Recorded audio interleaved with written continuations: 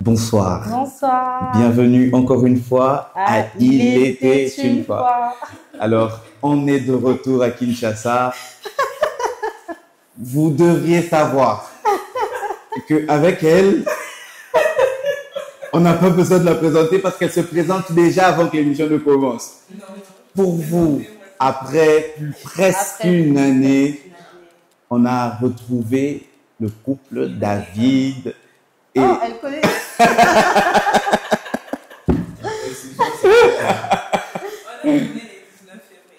Waouh. Eh ben, on a retrouvé les Bimbi. Bonsoir, papa David. Bonsoir. Comment vous allez? Ça va, Dieu nous fait grâce. Content de vous retrouver après plus d'une année. Très content de vous voir, vous. Le plaisir est pour nous.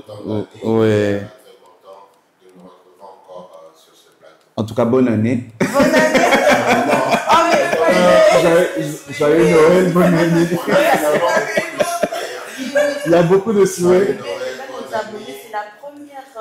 C'est la première émission de l'année. Oh là là, en tout cas, très bonne année à vous. Meilleurs vœux. C'était vraiment indépendamment de notre volonté. Vous le saviez, comme vous le savez tous, on était à l'extérieur du pays pour les soins. On est revenu et même si on avait essayé de tourner quand même là-bas, c'était pas toujours évident. Mais là, on est de retour avec une chaîne d'émissions, une succession d'émissions et on devait à tout prix commencer par les Bimbi pour leur deuxième partie que vous nous avez demandé tout le temps. Alors, on va pas aller à gauche, à droite, sans plus 32, sans plus tarder. On va continuer là où on s'est arrêté. Alors, si je me rappelle bien, mon Camille Giulio a fait son travail. On s'est rendu compte que même en Belgique, il y avait des Mokami Giulio dans les histoires. Il y a des Mokami Giulio étaient dans beaucoup d'histoires. On salue encore tous les Mokami Giulio. Et on salue le vrai Mokami Giulio. Alors, tout s'est bien passé jusqu'à ce qu'on s'était arrêté au restaurant. Donc, pour ceux qui n'avaient pas suivi la première partie, allez suivre la première partie. Ceux qui avaient suivi mais qui ont oublié le film, allez resuivre la première partie et venez maintenant continuer. Donc, on était au restaurant et finalement, il fait la cour, il expose son cas. Oui, parce que voilà, la première fois, c'était en route. Oui, moi aussi, je me rappelle. Ça ne finira jamais. À la fin de la cuite, hein. Oui, à la fin de la Alors, maintenant... C'est vrai qu'aujourd'hui, on a revu encore le caniveau. Mais il n'y a plus d'eau qui Elle m'a rappelé. C'était ici. Il y a eu ce caniveau-là est rentré dans l'histoire. Oui. Alors, finalement, tout se dit dans un meilleur cadre que devant un caniveau. Et direct, elle attaque. Tu vas m'épouser quand? Donc après, il y a à la même époque, l'année prochaine. Et c'est un peu là qu'on s'était arrêté parce que on avait tiré, vraiment, on avait envie d'avoir autant de détails, c'était assez long. Alors, à partir de ce moment, qu'est-ce qui se passe? On continue l'histoire. Mais, oui, avant que je n'oublie, désolé, on n'a pas à manger aujourd'hui. On a ni à manger, ni à boire. On va acheter. En tout cas, non, nous on va les manger après. Donc pour vous, on ne sait pas comment vous allez faire. Mangez pour nous là où vous êtes. À bon appétit. Et donc on continue l'histoire à ce niveau. Bon, tu vas quand même dire ta réaction aussi. Bien sûr. Mais toi, tu parles pour me rappeler. Les guider. Ah, ok. Bon, après, quand je lui ai demandé ça, il a buvé un moment. Et puis, il a répondu l'année prochaine à la même époque. Je lui ai dit l'année prochaine à la même époque, septembre, tu lui as dit, vu qu'on est au mois de septembre. Et je lui ai dit que tu es en retard. Moi, tu es en retard d'un mois. Parce que moi, je veux me marier l'année prochaine, au mois d'août. Et finalement, il a dit, bon, j'avais peur de répondre de la sorte, vu que je me disais que tu voudrais attendre encore un peu, 2 ans ou 3 ans, le temps pour toi de finir même le premier cycle de l'université, vu que je m'inscrivais à l'université. Et finalement, on a encore pris le temps de parler, mais il m'a encore dit ses intentions de manière beaucoup plus large, ce qu'il voulait. Nous nous sommes partagés aussi ici les attentes. Et puis après ça, nous sommes allés à l'église. On avait quand même beaucoup mangé. Hein. Oui, je me rappelle vous avez mangé 2 fois. Elle a même donné un conseil aux sœurs, ne faites pas des jeux, mangez. J'avais beaucoup mangé ces jours-là, j'ai dû manger. Tu aimes ou bien tu aimes? Non, j'ai dit, j'avais beaucoup marché ces jours-là. Ah oui, il fallait qu'elle récupère. Oui. Parce qu'elle avait fait le pied, non? Oui, je me rappelle. Et donc, nous sommes allés à l'église. Et les cultes s'est bien passé aussi. Les cultes s'est très bien passé. Je crois qu'il y avait question réponse ce jour-là et tout. Et nous sommes rentrés. C'était vraiment l'époque. Hein? Oui, c'était vraiment l'époque. Nous sommes rentrés à la maison. Comme je n'avais pas de téléphone, il n'avait pas mon numéro, donc il n'y avait pas moyen qu'il me contacte. Et donc, on était obligés de se... Non, on n'avait même pas prévu se voir les dimanches d'après. Je ne sais pas si c'est le même soir ou quelques jours après, mais que je réalise que j'ai repensé au rendez-vous et je réalise qu'en fait, on avait mis la même couleur. Il était en vert, j'étais aussi en vert. Et sur le champ, c'est un rêve qui me revient. J'avais déjà fait un rêve pareil où on se voyait dans un restaurant. Avec lui ou... Oui, avec lui. Là, je crois vraiment que c'est dans les premiers jours où je réalisais qu'il s'intéressait à moi et que je me disais que je ne vais jamais accepter sa proposition vu qu'il n'entrait pas dans mes critères. C'est vraiment dans... Hashtag critères. Cette histoire des critères. Mais toi, David a dit hashtag critères. On sent qu'il s'est habitué. C'est venu. Et donc, je crois que c'est dans nos premiers contacts là et tout que j'ai fait ces rêves-là où je nous voyais dans un restaurant. Je crois que c'était même le même restaurant, on était habillés de la même manière. Et sur place, quand il m'a proposé, j'avais vraiment oublié ce rêve. C'est ce soir-là ou quelques jours après que je me rappelle de ça, que vraiment ce rêve-là venait de se concrétiser. Et moi, je ne m'étais même pas rendu compte que au resto, là, on était habillés de la même manière, on avait un t-shirt de la même couleur et tout. Et voilà. Et les dimanches qui a suivi... Oui, pardon. Est-ce que pour toi, c'était comme un petit signe par rapport... Est-ce que vous avez juste vu ça comme, voilà, c'était un rêve ou bien c'était genre, ça peut vouloir dire quelque chose? Oui, pour moi, c'était un signe. Pour moi, ça faisait partie des signes, mais je ne voulais pas tout de suite accepter cela. Je ne voulais pas tout de suite reconnaître que c'était la personne que Dieu voulait pour moi. Bien que je sentais qu'en lui, il y avait vraiment plusieurs choses que je recherchais. Mais vraiment, je n'avais pas tout de suite voulu lâcher prise à ma liste de critères. Elle ne voulait pas s'avouer vaincue. Et le lendemain, c'était le dimanche, je suis allée au culte. Je crois qu'en chemin, je te rencontrais. C'était le dimanche tout près du terrain. Oui. Ah, ok. Le dimanche, tu as suivi, je l'ai rencontré. On a parlé comme si on ne s'était pas vu la veille au resto, que je lui avais dit qu'il est en retard et tout. Vu qu'il était avec ses amis. J'étais avec lui. Oui. Et le culte s'est bien passé aussi. À la fin du culte, je partais déjà. Et je vois qui venir, mon ami Julio. Toujours mon ami Julio. Avec ces questions-là et tout. Tu vas où? Je lui dis, mon ami, je rentre à la maison. Tu rentres à la maison comment? On vient te chercher. Tu prends une moto, tu prends un taxi. Vraiment, il cherchait toutes les décisions possibles. Et moi, je me suis dit, bon, c'est mon ami Julio, il est toujours comme ça. Non, mon ami, je vais faire le pied comme d'habitude. Tu prends quel chemin? Tu vas prendre un raccourci ou tu prends la... Infection. Tu prends le chemin par lequel tu veux. Je dis, je prends le même chemin. Ok, j'ai fait ma route et j'avance. Donc là, c'est pour aller signaler à son ami.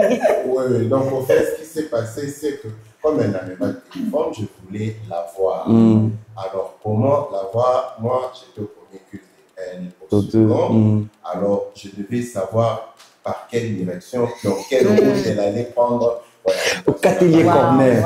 Aïe, aïe, aïe, aïe, aïe, aïe, aïe, aïe.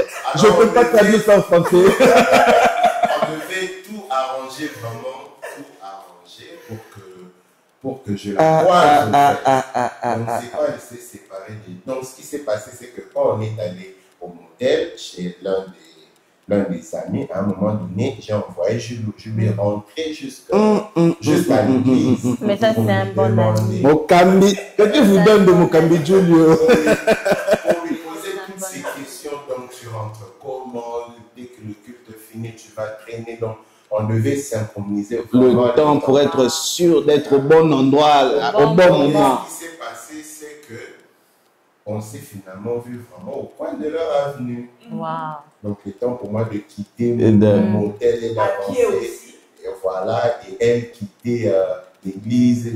Vraiment pile, on s'est rencontrés au coin de l'avenue. Mais toi, en ce moment-là, tu t'étais pas dit, ah, est-ce que c'est Mokambi qui lui a parlé? Non.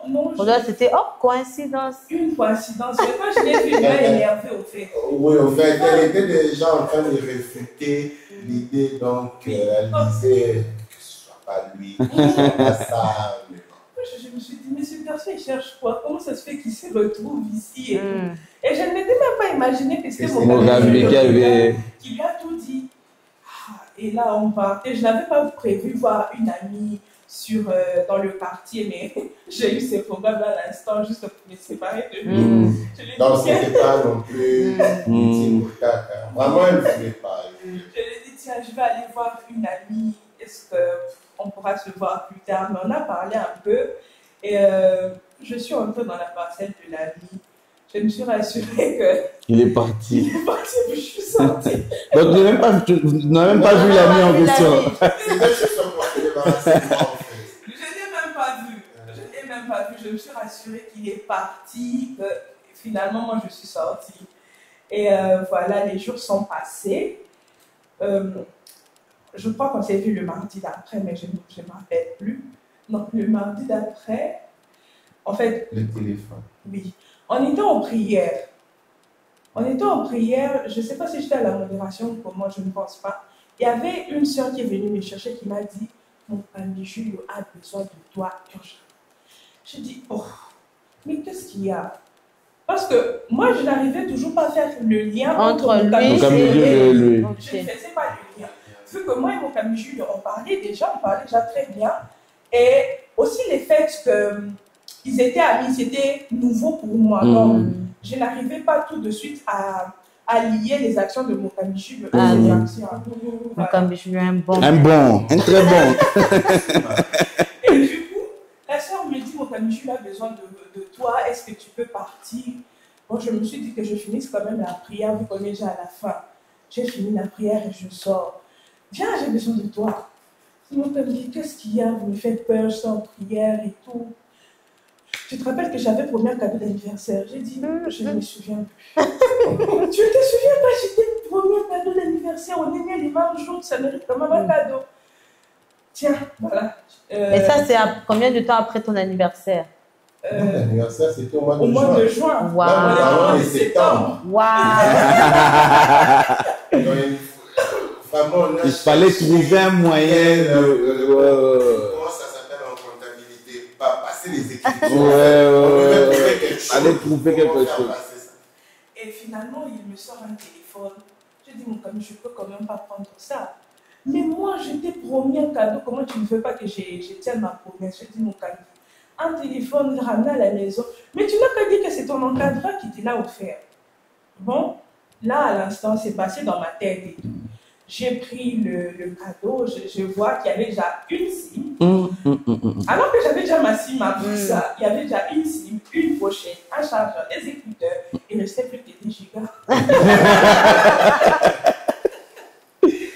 Et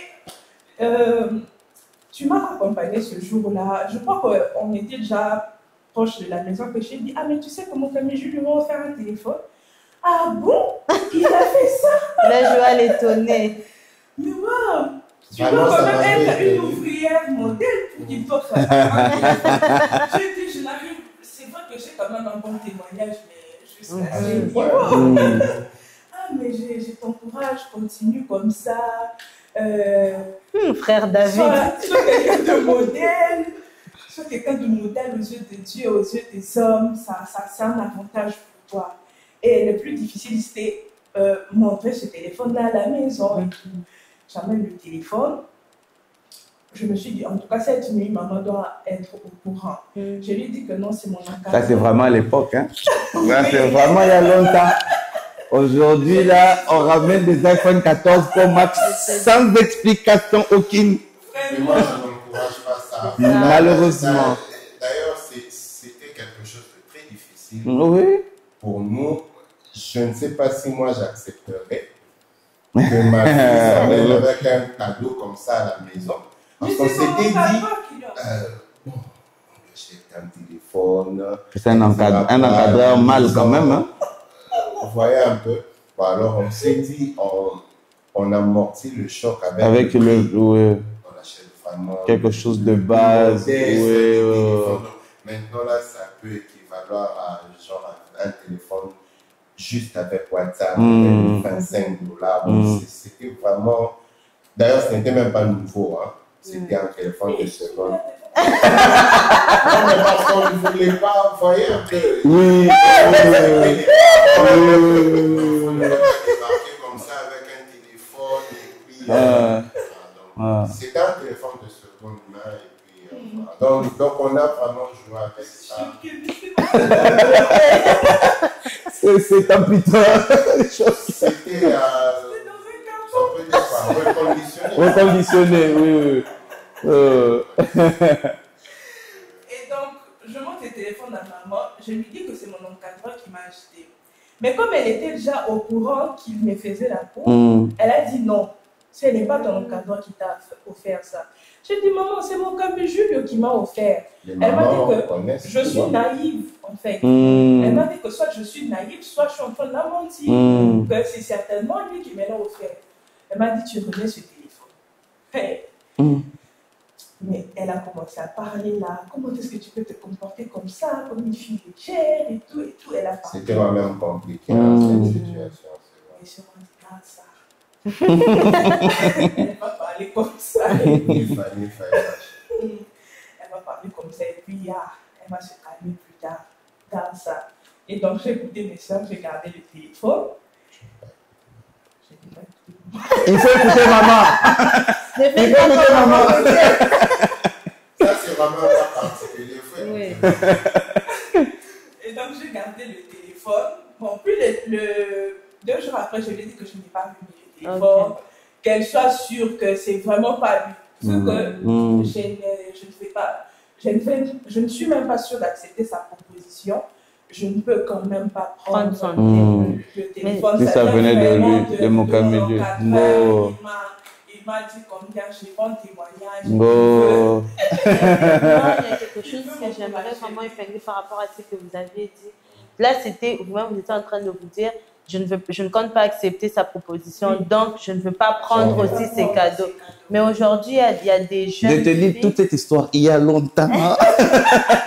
Aujourd'hui, il y a des jeunes filles qui savent déjà dès le départ que non, cette personne ne m'intéresse pas, je ne veux vraiment pas accepter, c'est rien à voir en tout cas, mais qui acceptent quand même. Pas seulement qui acceptent, mais qui en demandent. Oui, ça veut dire que c'est vraiment, le pauvre gars devient sa vache à lait.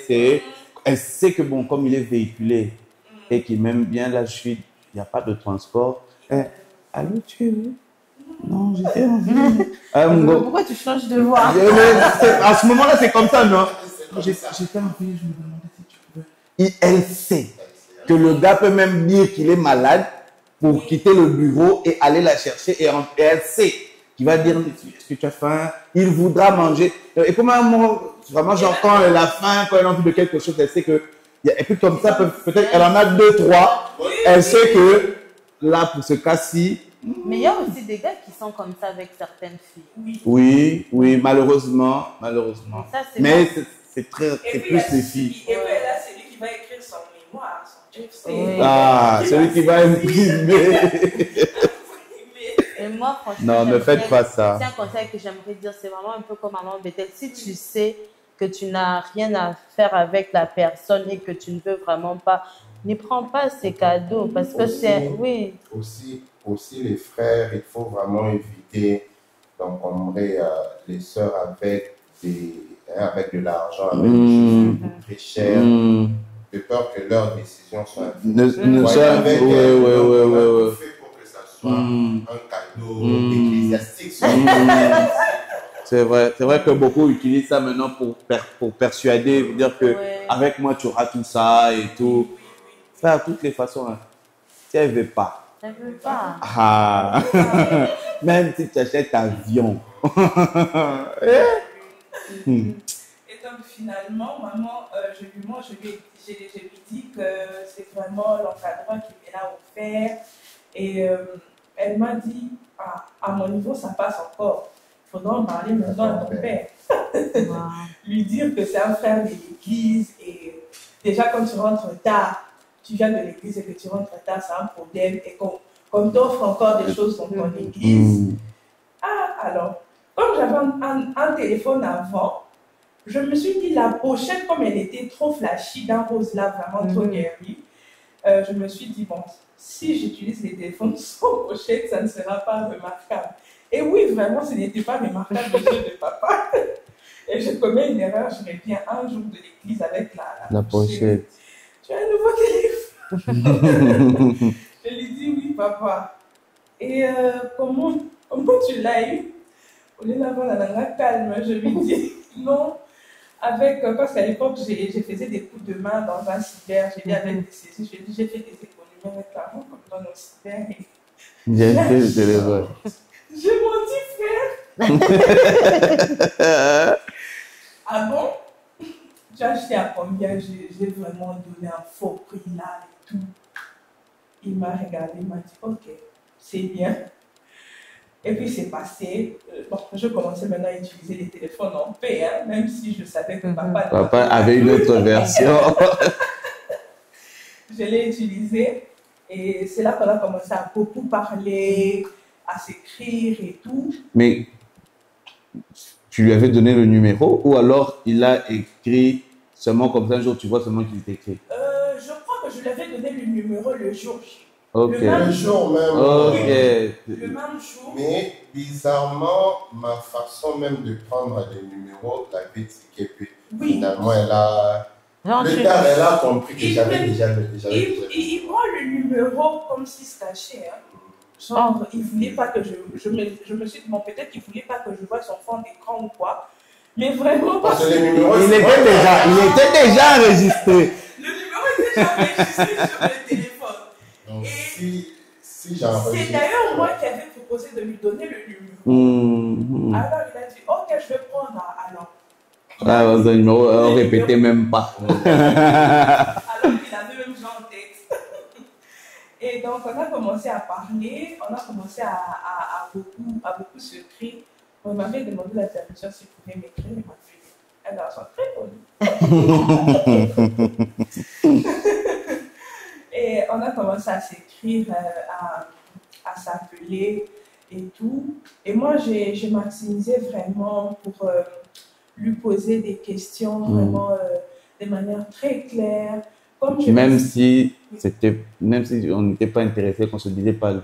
Oui, même si je ne me disais pas lui. Mais il fallait quand même. Mais ce qui est vrai, c'est que j'étais de plus en plus convaincue par l'évidence. Vraiment, à un certain moment, je commençais à réfléchir en moi-même, je me dis, mais pourquoi rester attaché à une liste de critères? Et dans cette liste-là, il n'y a qu'un petit bémol. Si on peut dire sur 10 critères, il avait le 9.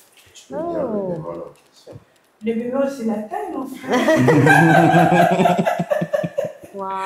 Dans mon Bibi, toi, tu voulais un Jordan. Un Jordan, des bons James. Fabiso, il fallait qu'on soit des Jordan, on aurait raté. Oui. Non, on a économisé. On a donné ça aux enfants. Moi, je disais d'ailleurs à mes amis, moi, je préfère un gars que je me dis, mon gars est laid, mais qui ne dépasse son taille. Wow. Quoi? Vous voulez que je renonce hauts talons, que je mette plus les hauts talons. Les jours pour moi, je vais mettre des ballerines. Oui. Mais maman Bethel, pardon, par rapport aux critères, comment tu as fait pour te dire, OK, il y a les 9, j'accepte de mettre ce petit critère-là de côté et prendre les 9? Parce qu'il y a des femmes aujourd'hui qui se retrouvent dans la même situation que toi, qui vont voir par exemple que dans la liste, il y a les 9 qui sont bons, mais juste ce petit critère-là qui n'est pas, on va pas dire pas important, mais c'est quelque chose dont on peut s'en passer un peu. Ça dépend. Ça dépend. Hein? Il y a des fois où le critère du bémol, ça peut être un critère important aussi. Oui, mais c'est ce que j'ai dit. J'ai dit, c'est pas que c'est quelque chose de banal. Non, mais c'est ça que je dis. Donc, il y a deux cas. Il y a le cas où ça peut être quelque chose de négociable, mais il y a des fois où le critère, c'est vraiment tout où tu te dis, ça, c'est en fait dans ce sens-là que je voulais apporter une petite...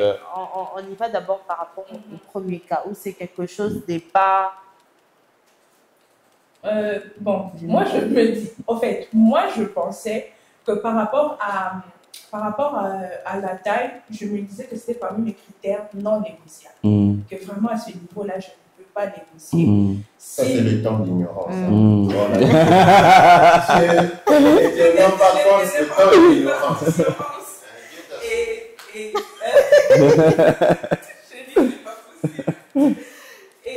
Pour moi, à l'époque, c'était vraiment que le critère là, de la taille doit me dépasser nécessairement en taille.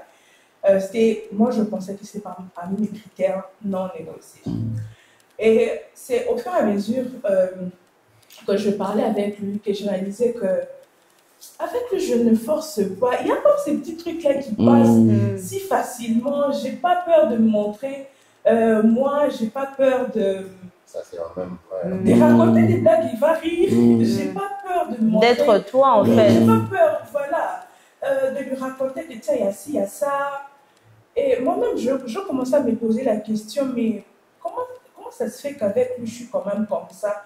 Et que par rapport à certains autres hommes qui me faisaient la cour, même avant lui, ils avaient le critère de la taille. Mais comment est-ce qu'il n'y avait pas ces petits trucs-là? Et moi, j'ai beaucoup plus été convaincue par le Saint-Esprit, vraiment, parce qu'à un certain moment, je me disais, Seigneur, c'est vrai qu'il a la majorité, on va dire, il a tout ce que je recherche, mais la taille, là, comme ça manque, Seigneur, pardon. Je sais que tu es capable de me donner ce qui est parfait, mais vraiment, selon mes désirs à moi. C'est là qu'en fait, le Seigneur commence à me dire, mais il ne s'agit pas de toi, il s'agit de ma volonté à moi. Et moi, je pensais que je suis la fille préférée de Jésus, la fille préférée de Dieu, qu'en fait, il va faire les choses comme moi je le souhaite et tout. Et je me rappelle même qu'une fois, j'étais vraiment dérangée par rapport à cela. Vu que je ne voulais pas accepter cette réalité-là, que je commençais à l'apprécier. Je me sentais vraiment bien dans sa compagnie. Quand il m'appelle, je me sens bien. Quand on s'écrit, je me sens bien. Et même, comment est-ce qu'il répond? Les feedbacks que j'avais de lui par rapport aux questions et tout, c'était vraiment très convaincant pour moi. Et alors je me suis dit, un jour je vais jeûner par rapport à cela. J'ai commencé à jeûner, j'ai jeûné. Je crois que j'étais tellement épuisée ce jour-là que j'ai mangé et je me suis endormie au salon. Et alors j'ai eu une vision où j'entends vraiment d'une voix audible, mes oreilles brûlaient et tout, qu'il ne s'agit pas de ta volonté à toi, il s'agit de ma volonté. C'est la personne qui j'avais mal au cœur. Quand il m'appelle, je me sens bien. Quand on s'écrit, je me sens bien. Et même, comment est-ce qu'il répond? Les feedbacks que j'avais de lui par rapport aux questions et tout, c'était vraiment très convaincant pour moi. Et alors, je me suis dit, un jour, je vais jeûner par rapport à cela. J'ai commencé à jeûner, j'ai jeûné. Je crois que j'étais tellement épuisée ce jour-là que j'ai mangé et je me suis endormie au salon. Et alors, j'ai eu une vision où j'entends vraiment d'une voix audible, mes oreilles brûlaient et tout, qu'il ne s'agit pas de ta volonté à toi, il s'agit de ma volonté. C'est la personne qu'il te faut. Ok. Et là, j'avais mal au cœur. Pourquoi? Adieu les talents, les... Pourquoi Seigneur? Pourquoi lui et tout? Alors le matin, je me suis réveillée, j'ai fait une prière, j'ai dit Seigneur, j'ai compris qu'il ne s'agit pas de ma volonté, il s'agit de ta volonté à toi. Tu as des plans merveilleux pour ma vie, je ne connais même pas mon avenir, je ne sais pas ce qui va arriver dans une seconde, c'est toi qui connais tout. Et donc je me soumets à ta volonté, mais tu sais Seigneur que je ne l'aime pas. En tout cas, j'ai été sincère avec Dieu. Tu sais que je ne ressens pas encore des papillons dans les ventres et tout. C'est juste une paix là. Parce que moi, je me disais qu'on peut ressentir ça avec quelqu'un d'autre. Et j'ai dit au Seigneur, pour un début, mets dans mon cœur juste un tout petit peu d'amour pour lui. Et on verra la suite. Alors, je parle avec lui. Alors, je parle avec lui tout au long de la journée et tout. Il me pose une question. Quels sont... Ce jour-là était quand même formidable. Hein? Ah, tu t'en rappelles? Oui. Mais toi, tu te rappelles de rien, toi. T'es sûr? T'es sûr? Bon, avant qu'on arrive à ce point, il y a eu un jour même, je t'accompagne, je ne sais pas si tu te rappelles, on est entré sur l'avenue des Jojo, mais juste avant leur parcelle, le petit couloir là pour qu'on sorte sur votre avenue. Je t'ai même chanté une chanson. Parce que je commençais à sentir qu'elle avait peur. J'avais vraiment peur. Je lui ai dit, écoute, nous sommes des enfants de Dieu. Moi, je peux bien te convaincre par ce que je dis, mais confie-toi en Dieu. Je lui ai chanté la chanson de Papa Alain Moloto. Tu es pour nous le bon berger. Je lui ai chanté vraiment et surtout les refrains là. Que ça va nous rassurer. Si Dieu est devant toi, ça va te rassurer au fait. Parce que moi, à un moment donné, c'est vrai que peu de temps s'était écoulé, mais j'ai senti que j'avais beaucoup donné. En termes de chercher à la C'était pendant peu de temps, mais j'ai vraiment senti que c'était un mur. C'est comme si je donnais des Alors je me suis dit, bon, c'était sur le champ. Je me suis dit, confie-toi en Dieu, Dieu est notre berger. Tant qu'il est là, tu peux t'avancer. Et s'il sait qu'il ne te veut pas dans ça. Oh, c'est bon, hein. La chanson, je la chante dans ma tête. Voilà quoi. Non, mais moi, j'ai vraiment aimé ce point, c'est un point important. J'ai l'habitude de dire, depuis tout ce qui nous est arrivé, on s'est résolu, même quand les choses n'allaient pas bien, on s'était résolu à se rappeler que peu importe ce qui nous arrive, Dieu nous veut du bien. En tout cas, on était au plus mal. J'étais à l'hôpital, allongé. Elle est venue ce matin, cet après-midi-là, quand elle est venue me voir, elle m'a dit, bébé, Dieu m'a dit qu'il nous veut du bien. Il nous veut toujours du bien. Et ça n'allait pas, mais on a prié ensemble, on a dit, Seigneur, nous savons que tu nous veux du bien. Les choses qu'on voit peuvent ne pas être dans notre avantage, mais nous, on sait que tu nous veux du bien. Et c'est là qu'il a commencé à nous parler. Quand on entend quelquefois toute chose concourt au bien de ceux qui aiment Dieu, dans notre entendement, on se dit Dieu fait concourir des bonnes choses pour notre bien, pour que nous soyons heureux. Pourtant, quand on dit que toute chose concourt, ça veut dire que c'est vraiment toute chose. Et Dieu nous faisait comprendre quelque chose qu'on aime partager. Vous savez, par exemple, pour faire un gâteau, le gâteau, il est bon. On est d'accord? Ça veut dire que quand on dit toute chose concourt pour le bien des Dieu, on prend ça comme un gâteau. Le gâteau, il est bon. Mais pour avoir le gâteau, il y a divers éléments qui forment le gâteau, qui parfois séparément, vous ne pourrez pas les prendre. Ça veut dire, par exemple, si vous devez manger de la levure seulement comme ça, si vous devez boire de l'huile seulement comme ça, chaque élément séparément, le sucre, vous pouvez en prendre, vous allez aimer. Mais il y a des choses, il y a des choses que vous ne saurez pas aimer. Et toute chose, maintenant, ça veut dire que lui, maintenant, il prend, elle est bonne. Et ce que vous pensez être mauvaise. Parce qu'à vrai dire, l'huile n'est pas mauvaise. Mais seulement, vous ne pouvez pas la boire seulement comme ça. Tu prends 1 litre d'huile, tu commences à boire comme c'était le sucre. Tu ne peux pas. Pourtant, c'est quelque chose de bien en soi. Ça veut dire qu'il y a des choses qui nous arrivent qui peuvent nous paraître comme mauvaises. Pourtant, c'est comme de l'huile. Dans le gâteau, ce sera parfait. Mais seul, comme ça, tu as l'impression vraiment que hey, c'est quoi ça, je vais vomir. Et Dieu nous disait même, par exemple, ton accident, c'est comme la levure.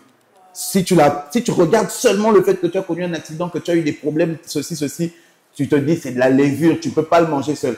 Mais quand tu regardes tout ce que ça t'a ramené, tous les bienfaits, tout ce que ça fait à votre couple, tout ce que la manière dont ça vous a fait grandir spirituellement, c'est le gâteau. Là, tu le manges, tu dis Seigneur, merci pour ce gâteau. Wow.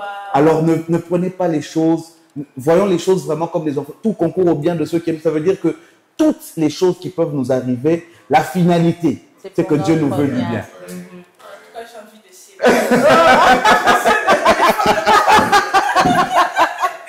Et vraiment, c'est ce que Papa David était en train de dire. Si vous savez que Dieu est devant vous, vous connaissez les plans que le Seigneur a, vous savez qu'il ne va pas vous laisser faire. De savoir devant. En fait, en parlant de gâteau, sachez que Dieu, c'est comme le meilleur des pâtissiers. Amen. Vous savez que vous n'allez jamais passer beaucoup trop de temps dans le four, ni pas suffisamment pour que le ventre ne soit pas... que vous serez à point. À point. Donc vraiment, ne vous inquiétez pas. Rassurez-vous seulement que le pâtissier, c'est Dieu. Le reste, le gâteau sera bon. Wow. Savoir mes miraculeux. Non, mais c'est formidable. Je vais chanter cette chanson et je lui ai parlé. Et puis voilà. Et toi, ça t'a rassuré? Non. Sur le chant, non. Ok. Mais ça, comme Ex qui dit, ça faisait partie du gâteau. Et donc, c'est après ce rêve-là, j'ai fait cette prière, j'ai vraiment montré au Seigneur mon cœur comme il est, je ne l'aime pas, je ne ressens pas quelque chose de spécial pour lui, mais pour un début, donne-moi juste un tout petit peu d'amour. Et je parle avec lui tout au long de la journée. Il me demande quelles sont les priorités dans ta vie. Vraiment, quelle place occupe chacune des deux priorités dans ton cœur et tout. Alors là, je lui parle que dans mon cœur, il y a le Seigneur, il y a moi-même, il y a ma famille, mes ambitions, mes amis, le service de Dieu, etc. Et il me dit, et moi? Dans ton cœur, moi je suis. Très bien. Moi, je ne peux même pas penser à lui. Hein. Oh.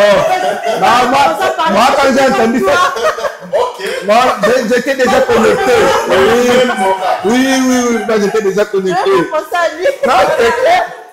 Là, la question qui suit, c'est et moi, je suis là-bas. Entre ils se comprennent, mais il n'a rien compris. Et moi, il me demande, moi, dans ton cœur, je ne suis pas là. Mais je lui réponds clairement, mais tu vas bien quand tu es là. Oui, tu gardes encore les photos de cette conversation. Waouh! Et on voit ça chaque le 19. Le 21. Le 21. Chaque 21 septembre, on envoie ça. Waouh! Vous rappelez qu'en ce moment-là. Aujourd'hui, il fait partie. Et il m'a dit, bon, c'est normal que je ne sois pas encore dans ton cœur, mais tu sais, pour un début, je n'ai pas besoin de beaucoup de place. Je fais juste une toute petite place et je sais qu'avec le temps. Jogo! Oh, moi j'ai parlé juste comme ça. Je ne savais pas Tu que. étais divinement avec. Je ne savais pas que je répondais à sa question. Parce qu'elle a dit à Dieu. Oui, même un peu de. Oui. Oh là là!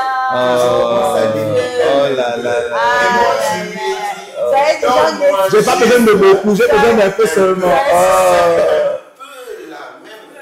J'avais même précisé, je crois, 1 centimètre carré pour moi, ça. Waouh! Et je te demande pas beaucoup. Waouh! Et avec le temps, Je sais que je prendrai plus de place. Waouh! Il faut dire ça. Non, mais les gens pensent en fait que le Saint-Esprit sert à faire tomber les gens seulement. Pourtant, quand on est enfant de Dieu, c'est à ça que sert le Saint-Esprit. Le Saint-Esprit peut te conduire à savoir qu'en ce moment-ci, elle se sent pas bien. Il suffit que, parce qu'il y a des fois où même des messages qui tombent à un mauvais moment, parfois ça peut vous disqualifier. En ce moment-là, elle n'a pas besoin de recevoir peut-être un genre de message, mais elle a besoin de quelque chose de... Il y a des fois où, moi je sais par exemple qu'un jour, j'étais comme ça au bureau et puis j'ai senti qu'il fallait que je lui écrive quelque chose. Puis je lui écris juste quelque chose comme ça. Et puis elle me fait, oh, ton message m'a fait du bien. La dernière fois par exemple, elle va faire des courses et elle se rend compte... et elle se rend compte qu'elle voulait un vêtement et pour elle, ça coûtait beaucoup trop cher par rapport au budget parce qu'on n'avait pas beaucoup d'argent. Elle me dit, ouais, j'ai vu le truc et tout, c'est trop beau, nanana et tout. Je lui ai dit, ok, prends. Tu me demandes même pas combien ça coûte. Et sur le coup, je reçois, rien n'est trop cher pour toi. Et je lui envoie. Non, tu n'avais pas dit. Attends, tu n'avais pas dit. J'ai dit quoi? J'avais dit, rien ne vaut ton charme. Ah, ouais, quelque chose comme ça. Ouais, bon, je lui ai dit. Non, je lui ai dit quelque chose du genre que, voilà, il n'y a rien qui allait coûter cher par rapport à voilà. Et elle m'a dit, c'était trop mignon, je vous j'avais pas de sourire. J'étais dans la cabine d'essai, j'ai fait il y a des choses comme ça où Dieu, le Saint-Esprit peut vous inspirer même des choses, même par rapport à ça, par rapport à vos relations. Parce que le Saint-Esprit ne vous connaît pas seulement vous, mais il connaît aussi la personne. Ça veut dire qu'il sait qu'en ce moment, cette personne a besoin d'entendre ceci. C'est le travail que Rebecca a fait. Rebecca sait que Ésaïe, il aime ceci. Rebecca va préparer. Rebecca sait que ton frère est venu. C'est Rebecca qui t'apprête pour que tu ressembles vraiment à ce que Isaac attend. Et c'est ça la relation qu'on doit avoir avec le Saint-Esprit. C'est ça la relation qu'on doit avoir. Moi, j'ai l'habitude de dire que le Saint-Esprit, c'est pas que Dieu ne s'intéresse pas seulement aux aspects spirituels de notre vie, mais même les aspects quotidiens de notre vie. Donc, on n'ait pas honte de poser des questions au Saint-Esprit sur tout et n'importe quoi. Parce que vraiment, ça le tient à cœur. De la même manière que connaître, ma destinée, je suis appelée à quoi, ça lui tient à cœur. Même quelquefois, même la façon dont on s'habille. Il peut te dire, non, aujourd'hui, je ne veux pas que tu t'habilles comme ça. Moi, je me rappelle à un moment quand je priais, je voulais grandir, être sensible, avoir une sensibilité. Je disais au Seigneur, je veux être sensible, savoir reconnaître ta voix et tout. Et un jour, j'avais mon petit job d'étudiant, j'ai parté. Et le Saint-Esprit me dit, non, ne va pas acheter ton ticket d'autobus à tel endroit, va à tel autre endroit, parce que si tu pars à l'endroit où tu veux aller, tu vas rater le bus.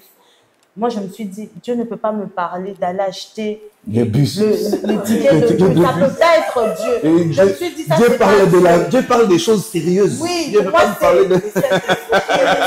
oui, pour moi, c'est le prophétique. Tu montes ici, tu descends ici. Encore, j'entends encore, je dis non, ça ne peut pas être Dieu. Et quand j'ai mon tête, je vais là où moi, je voulais aller. Et effectivement, c'est que le Saint-Esprit m'avait dit, donc, en sortant du magasin, je vois le bus passer devant moi. Et c'est là que je me dis, en fait, tu m'as parlé du bus. Je pense que le Saint-Esprit voulait vraiment m'amener à comprendre. Non, je ne suis pas seulement là-bas, je suis simple. Un peu comme la chanson du pasteur à Toms qui dit, c'est Maman Nadège qui a chanté, elle dit, ramène aux choses simples, mais qui nous montrent ta grandeur. C'est vraiment ça. Juste un message qui est arrivé au bon moment. Mais frère, vous voyez, hein, parfois il ne suffit pas de déjà avoir une grande place. Un petit trou de souris seulement. Un petit trou de souris seulement et puis après, les choses vont bien. Oui, papa. Allons-y. On a eu les 1 cm carré. Moi, je cherche mon message. Et donc, moi, ça m'a vraiment bouleversée parce que je me suis dit, mais comment est-ce qu'il peut répéter? Je l'ai trouvé. C'est notre émission.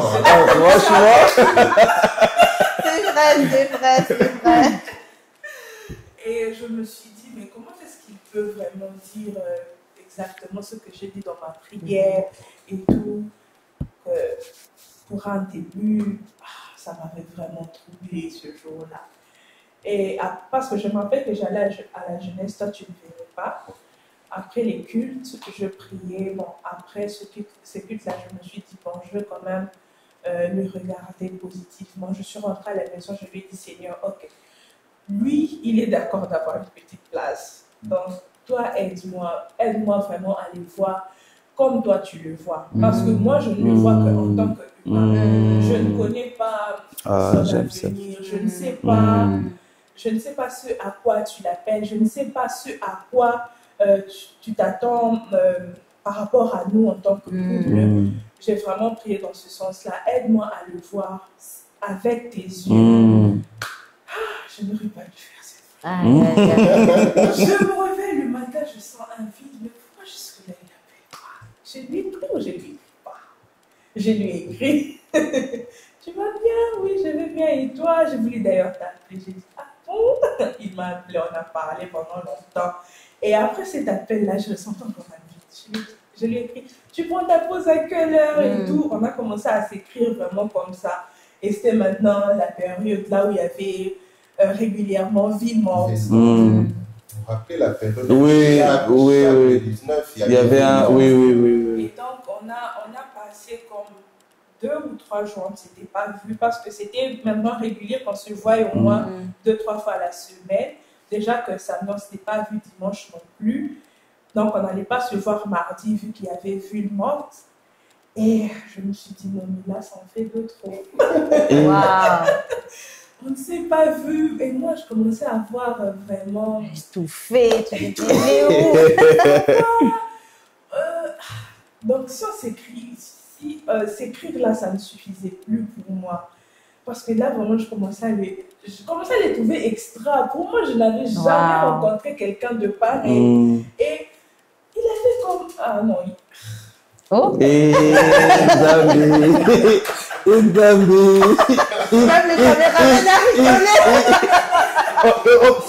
c'est pas chercher, hein. Il faut avoir mes yeux pour voir ça. Oh là là. Je commençais à me dire, non, mais j'étais sur le point de passer à côté de pépites comme ça. Parce qu'il a un tel sens d'honneur. Avec lui, vraiment déjà à l'époque, je me sentais très respectée. Je n'avais jamais eu l'impression que j'étais la petite fille des 18 ans, que même certains hommes me rappelaient. Parce que je me rappelle qu'il y avait un homme qui me faisait la peau, je lui annonce que je vais faire les doigts. Il m'a dit, toi, tu ne peux pas faire les doigts. Déjà, à devoir, si tu vas à l'UPC, tu seras influencé. Avec les filles de l'UPC, vraiment comme on dit, les filles de l'UPC et tout. Je ne pense pas que c'est la bonne voie pour toi. Déjà, prends un peu plus de maturité. Mais c'était des langages que je n'ai jamais entendus avec lui. Vraiment, tu sens qu'il t'accorde un certain respect, il t'accorde un certain honneur. Même le fait qu'il m'ait demandé s'il peut m'appeler et m'écrire, pour moi, c'était genre, waouh. Donc, tu ne te permets pas de m'écrire vu que je t'ai déjà donné mon numéro. Mais pourquoi? Et même quand il m'a écrit via un SMS. Et il m'a encore même demandé la permission s'il pouvait m'écrire via WhatsApp. Aujourd'hui, tu as des gens, vous ne vous connaissez pas directement, c'est un appel vidéo.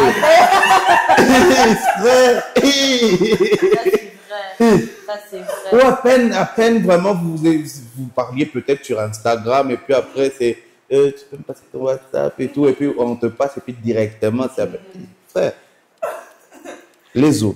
Et donc, vraiment, avec lui, je me sentais spéciale. Ce qui fait que, jusque-là, je ne réalise pas toujours qu'on a 12 ans de cas. Je ne réalise pas tellement, vu que il sait me mettre à ma place. Il sait qu'il a une place dans notre relation et que j'ai une place. Cette place-là, c'est là où il me pose. Je n'ai pas besoin de beaucoup trop me battre. Et c'est comme ça que ce jour-là, il m'a proposé un rendez-vous. On était déjà mercredi. Si on pouvait se voir samedi, vu que ça faisait longtemps qu'on ne s'était pas vu. Alors je lui ai dit, ok, ça tombe bien. Et comme je commence à ressentir des papillons dans le ventre quand on s'appelle et qu'on s'écrit, en tout cas, le samedi, là, je vais lui dire oui. Je vais accepter la proposition.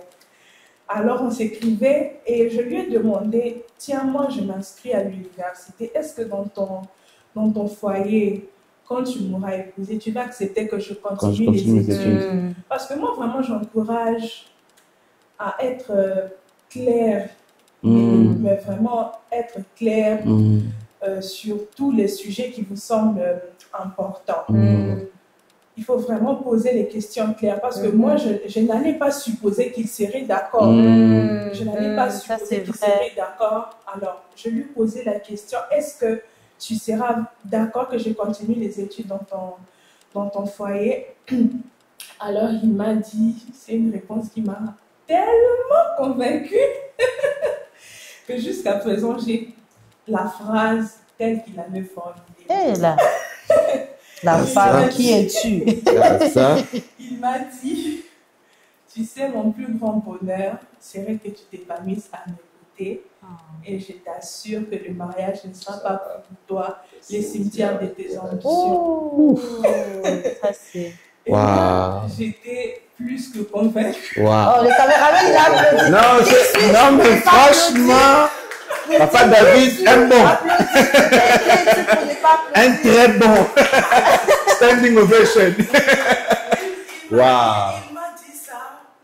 En fait, je craignais passer pour la fille qui est trop accrochée au mariage. Au mariage, en même temps à ses ambitions. Face au mariage, les mariages est quand même plus prioritaire et tout. Pourquoi tu tiens toujours à tes études, nanani, nanana. Vu que certaines personnes m'ont fait ressentir cela.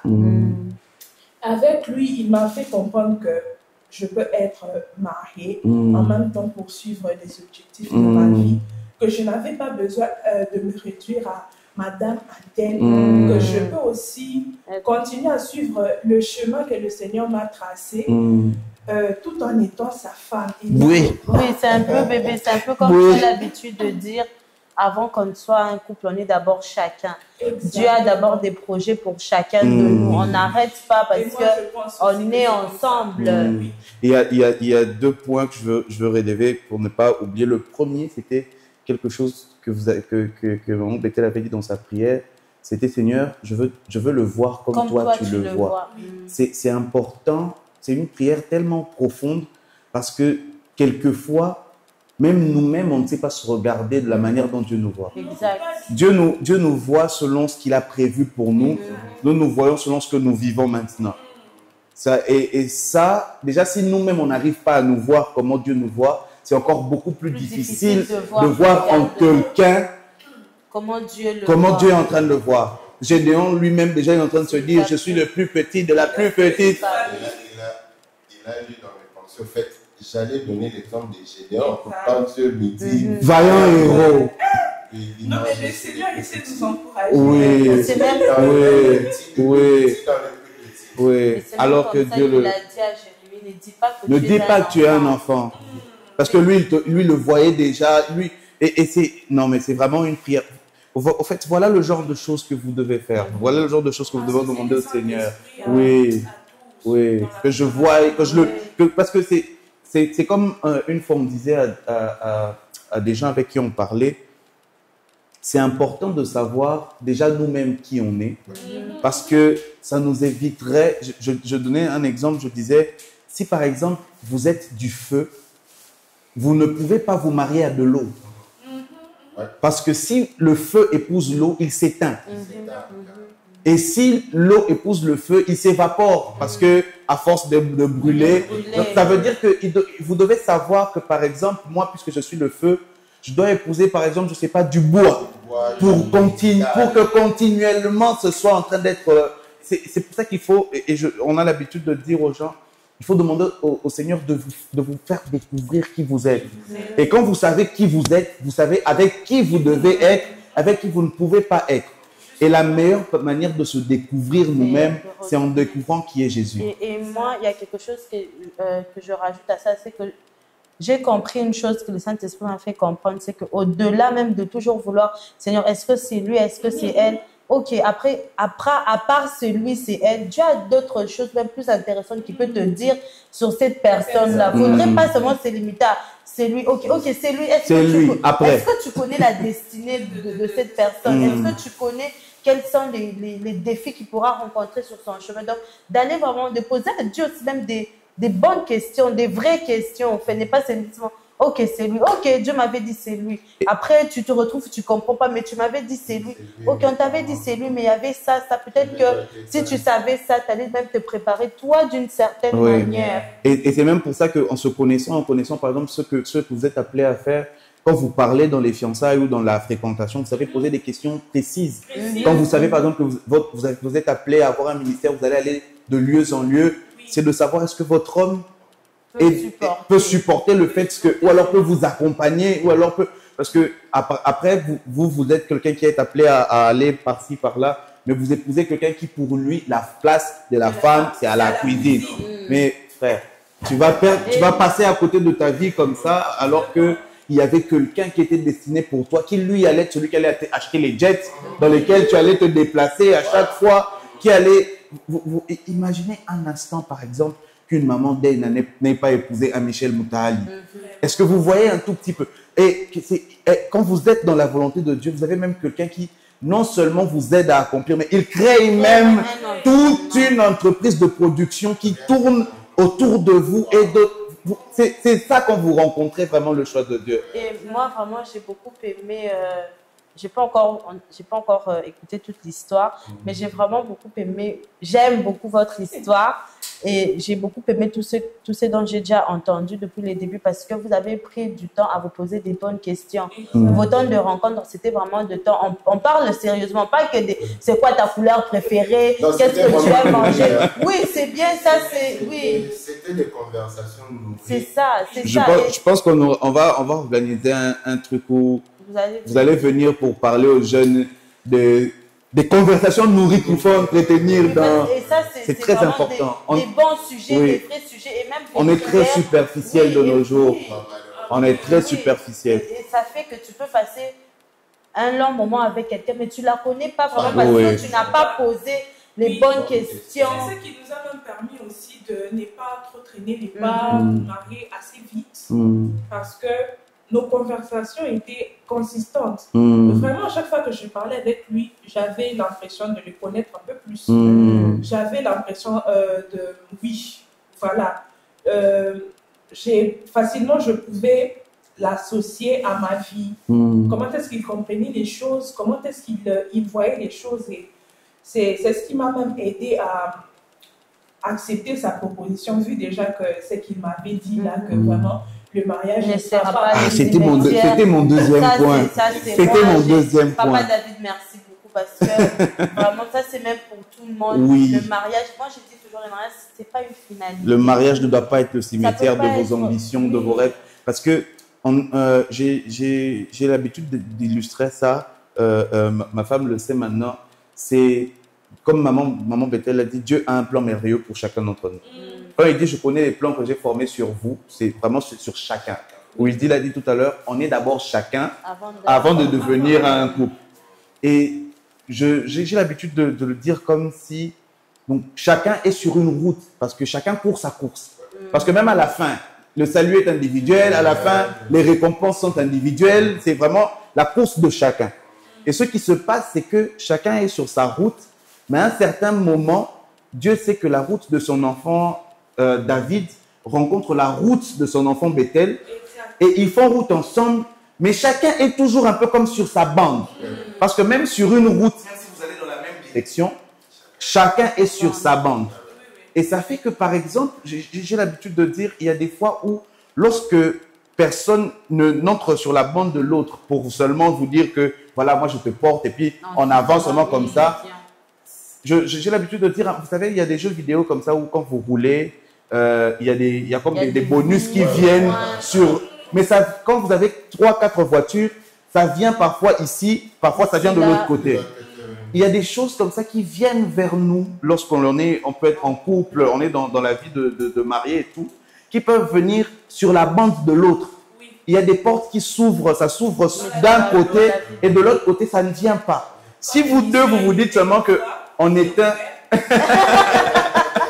Voilà. Si on doit éteindre l'une des routes pour ne rouler que sur une seule, on va rater ce qui vient sur l'autre. Alors que si on roule nous deux, chacun d'un côté, quand ça vient de ce côté, on prend, c'est pour nous deux. Quand ça vient de mon côté, on prend, c'est pour nous deux. Le fait d'être marié n'éteint pas les plans que Dieu avait pour vous. Exact, ça n'annule pas ça. Ah, le cimetière. Wow. Frère, il faut savoir parler. Le mariage ne va pas être le cimetière. Que ce soit même un homme ou une femme, ça va. Oui, oui. Avant qu'elle ne dise le morceau du oui, j'aimerais quand même préciser aussi quelque chose. C'est que moi, je dis souvent aux jeunes, on ne devient pas Moïse en un jour. Vous voyez ce qu'elle est en train de dire? Son intimité avec Dieu, ça n'a pas commencé quand je l'ai approché. Elle vivait déjà comme ça. C'était quelqu'un de prière, quelqu'un qui aimait Dieu, qui exposait son cœur à Dieu vraiment dans les détails qu'on a fait, mais avant même que je ne l'approche. Ce qui fait qu'elle a continué avec la même façon de servir, même quand vous êtes la même façon de chercher Dieu quand je lui ai parlé, quand je l'ai approché. Donc moi je dis aux jeunes que l'intimité avec laquelle tu cherches Dieu pour un cas particulier de ta vie, c'est la même intimité avec laquelle tu dois vivre tous les jours. C'est pas le jour où un frère te fait la cour que tu commences à que Dieu te parle comme il parlait. Alors c'est ça. Avant, tu n'as jamais cherché pour qu'il te parle comme ça. Et quelquefois même, tu ne sais même pas comment il te parle. Comment tu sauras qu'il t'a parlé?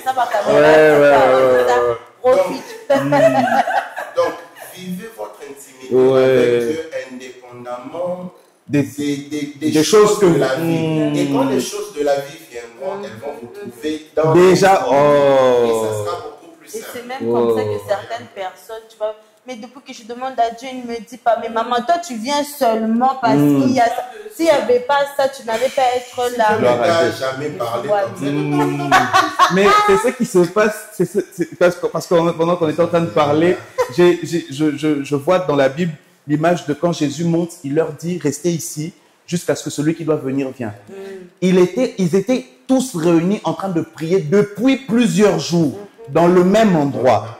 Le jour où le Saint-Esprit doit venir, c'est pas qu'un jour où on vous annonce c'est aujourd'hui qu'il doit venir.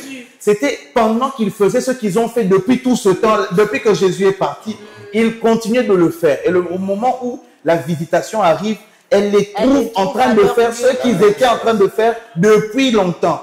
Si vous devez attendre des choses bien précises pour commencer à vivre des choses, vous allez passer à côté de quelque... Alors que si vous êtes déjà dedans, ça vient vous trouver dans ce que vous étiez déjà en train de faire et vous avez directement le Saint-Esprit arrive et puis vous commencez le ministère comme il vous l'avait demandé, vous allez jusqu'aux extrémités de la terre. Les gens demandent comment discerner la voix de Dieu. Est-ce que tu as une intimité avec Dieu au préalable? Waouh, très beau, gloire à Dieu. Dieu n'aime pas qu'on l'aime par caractère. Ça, je pense que c'est pas seulement Dieu, ça c'est même nous. Même nous les hommes. On n'aime pas. Et donc, il m'a proposé un autre rendez-vous le samedi. Et moi, je me suis dit, bon, ça tombe bien, je vais dire oui à ce rendez-vous-là. Et donc, pendant qu'on faisait la conversation, il m'a répondu de cette manière-là. Et on ne sait pas d'où c'est venu. Il me dit, mais tu sais, tu me manques. Je dis, ah bon, je te manque. On parlait en anglais. J'aimais bien converser avec elle en anglais. Frère, un petit anglais là. Ça fait toujours un peu de film. Bon, ça peut être un peu de Swahili, ça peut être vraiment, mais voilà, il faut un peu. J'aime aussi nos langues. Oui, il faut un peu sortir de la routine. J'ai même fait les vœux à l'église en Chilouba. Waouh.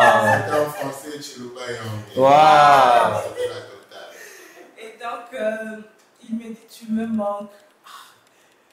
Déjà qu'on avait plusieurs choses en commun. Je lui dis, tu sais, si je te réponds, que tu me manques aussi, tu vas me dire que je t'ai triché. Parce que chaque fois quand il me disait un truc, tu m'as triché. Oui. Tu m'as triché, ça c'est elle. À chaque fois qu'on avait un truc en commun, lendemain que je disais que, ah, tu sais que moi aussi, il me dit, ah, mais toi, tu m'as triché et tout. Ah, tu sais que moi, j'ai ça et tout. Tu sais que moi, j'aime ça. Et puis moi, je reprends, ah, moi aussi. Il me dit, ah, tu m'as triché. Et donc, je lui dis, si je te dis que tu me manques aussi, tu vas dire que tu as triché. Il m'a dit, non, vas-y, dis. Comment il m'a dit? J'en avais besoin. Il m'a dit, ah non, vas-y, dis. Je l'ai écrit, tu me manques. Après, il m'a dit, tu sais, je n'ai jamais souhaité te faire entrer dans ma vie pour te déstabiliser plus tard. Ce que je veux avec toi, c'est une stabilité dans toutes choses. Et en tout cas, je te le redis encore, ce que je veux avec toi, c'est du sérieux. Et si tu es d'accord, en tout cas, on va se marier. Wow. On va se marier. Et puis voilà, il me lâche un « je t'aime ». It was the first time. Oui, c'était la toute première fois qu'il Wow. me dit que... Nicolo, voilà, je t'aime et Kézongi. Je t'aime et Kézongi. On va mal s'aimer. C'est quoi, comment je peux traduire Kézongi? ça part, ça. On dit des je t'aime à tout bout de champ. Avec elle, j'avais jamais dit ça. Wow.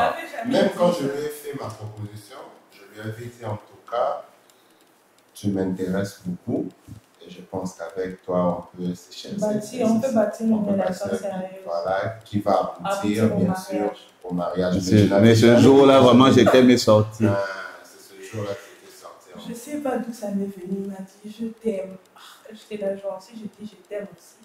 Mais moi, je me disais, mais moi, je veux lui dire oui le samedi, mais tiens, on est mercredi. Et puis, la vie morte. On ne sait jamais. On va tomber dans la école. On va mourir avec nos sentiments comme ça. Et puis, je lui dis, je t'aime aussi.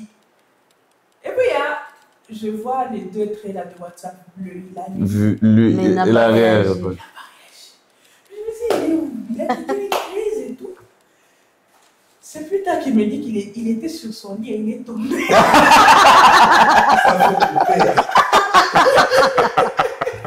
Moi, j'allais dire, j'étais en train de faire des chutes. Et voilà, justement. Ça, le réalisateur. Maintenant, en ce moment, j'imagine que c'est un soulagement.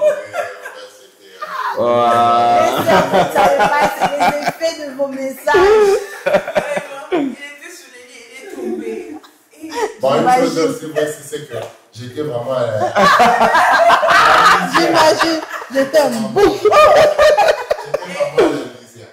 Et même que, attends, tu vas quand même raconter le thé. Tu vas dire pourquoi tu étais à la misère du lit. En fait, il venait d'aménager dans la maison et il avait acheté un lit tout neuf. Il ne voulait pas dormir dessus. Alors il se disait, je dormirai ici que quand je vais me marier. Wow. Alors il y avait une partie où Il il avait enlevé le sachet. Ça, c'est déjà, j'ai carrément oublié. En fait, c'est vraiment vrai. Wow. Je crois que dans le doigt, il y a la photo du lit comme ça. Je te montrer ça. Wow. J'avais enlevé le sachet, mais vraiment juste Le côté, ouais. Et c'est comme ça que je me retrouvais tout le temps. Les actes de foi. Ouais. Je me marierai. Quand tu dis toujours, la foi a de l'importance que pour celui qui... Pour celui qui a ce type de foi-là, quelqu'un d'autre ne comprend pas. Ouais. Ça, j'avais oublié. La femme qui est tue. Wow. Et je disais qu'il dormirait de l'autre côté quand il va se marier. Et donc, c'est comme ça qu'il est tombé. Alors, il m'appelle la minute après. Allô bébé. Je dis, what? Déjà. Mais tu as dit je Non, t'aime. mais écoutez, la CENI proclame le résultat. C'est fini, c'est monsieur le président. Oui, c'est monsieur le président. On l'attend pas. Déjà. Monsieur le président. Pour moi, c'était genre, là, vraiment, c'était nouveau.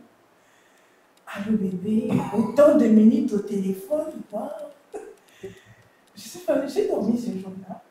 Hey, maman. Et même comment je me suis réveillée le lendemain, oh my god, j'étais une ouf. nouvelle personne. J'ai bien dormi, je me suis bien réveillée. Le lendemain, c'est l'anniversaire de Noah. Ah, ok. Le 29 septembre.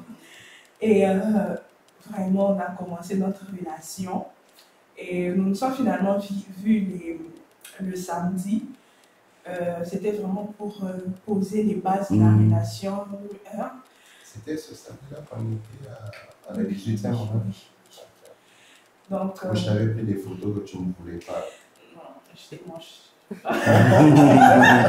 dois retrouver ces photos. Mais vraiment, avec lui, je ne fournissais pas tellement de pas des artifices et tout. Je ne sais pas si c'était fait exprès de ma part ou quoi, mais tu peux le prendre des photos, c'est comme ça. Donc, ce jour-là, on a vraiment posé les bases de notre relation. En tout cas, je ne sais pas si tout le monde le fait, mais moi, j'encourage. Je ne sais pas si c'est obligatoire. Mais vraiment prendre, dès le début de la relation, prendre un temps où vous allez vous partager les attentes. Que vraiment, tiens, dans notre relation, j'aimerais qu'on fasse ceci. De toi, j'attends ça, ça, ça. De toi, j'attends que tu m'aimes d'une certaine manière. Notre relation, on va faire ceci, on va faire cela. On ne va pas faire ceci, on ne va pas faire cela. Il y a aussi on ne va pas. Parmi les on ne va pas, il va me dire qu'il ne faut pas me mentir. Il m'a dit, il ne faut pas que tu me mentes. S'il insiste comme ça, c'est que, c'est grave. Il m'a dit, je ne veux pas les histoires du genre, tu es sur Victoire, je te demande où tu me dis à la maison. Et si je te rencontre là-bas. Très important. Oui, donc vraiment, c'était partager les attentes et tout.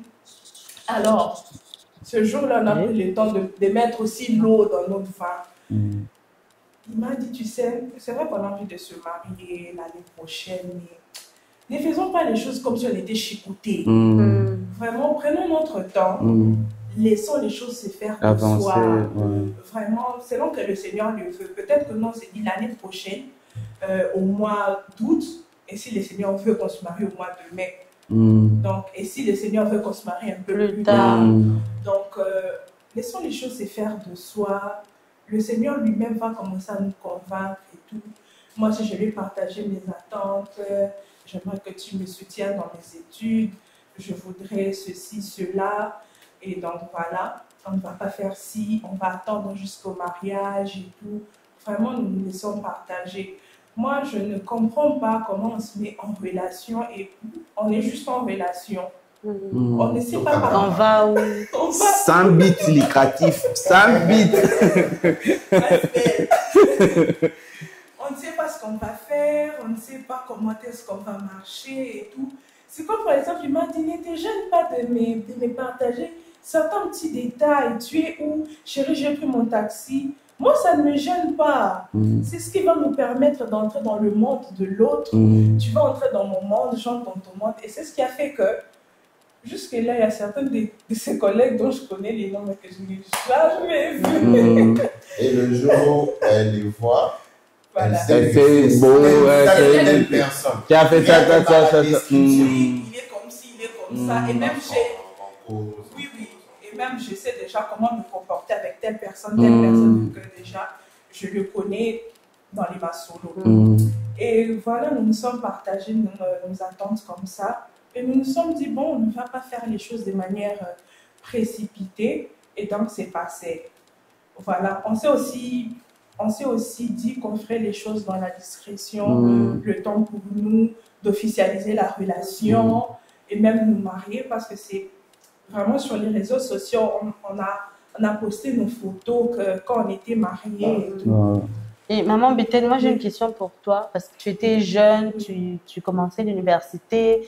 Comment dans ta famille on a réagi, vraiment de ton côté, hein? Bon, pas seulement la famille des proches, que ce soit amis ou la famille en général, comment les gens ont réagi lorsque tu leur as dit, ben tiens, j'ai quelqu'un, je veux me marier. Certainement, on a demandé, oh, il a quel âge, il fait quoi? Et surtout, l'âge qu'elle-même elle avait en ce par rapport moment-là. à l'âge que toi-même tu avais, et puis le fait que tu étais dans les études, comment les parents ont réagi aussi par rapport à ça?